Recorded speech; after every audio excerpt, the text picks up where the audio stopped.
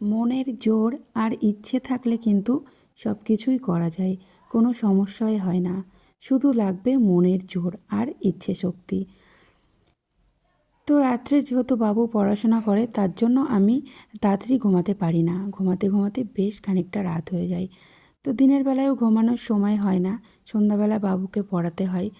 তার জন্য একটুখানি দেরি করে উঠি, দেরি বলতে 6টা বেজে যায়। তো ব্রহ্ম মুহূর্তে উঠতে পারি না, কিন্তু 6টায় উঠলেও একটু তাড়াতাড়ি করে কাজ করলে দেখবে সব কাজগুলো কমপ্লিট হয়ে যায়। ঠিক সেরকমই আমিও ঘুম থেকে উঠেছি 6টার সময়। উঠে এই যে উঠোনে চলে এসেছি, এসে উঠোনটা ঝাড় দিয়ে নিয়ে তারপরে আমি মেন দৌড়ে জল দিয়ে নিলাম। তো এবার আমি ফুল গাছগুলোয় জল দিয়ে নেব। তার কারণ এখন কিন্তু গরম পড়ে গেছে ভালোই, রোদ্দুর সারাটা দিন। তো গাছের গোড়াগুলো শুকিয়ে যায়। আর এখন তো ফুলের যা অভাব, ফুলও কিন্তু ফুটছে না। তো আমি প্রতিদিনই একটু করে গাছের গোড়ায় জল দেওয়ার চেষ্টা করি, যাতে জল পেয়ে যদি দুটো একটা ফুল ফোটে সেটাই আমি ভগবানকে দিতে পারবো। আর বাজার থেকে কিনে আনলে তো আনাই যায়, কিন্তু গাছের ফুল ভগবানকে দেওয়া কিন্তু একটা অন্যরকম শান্তি।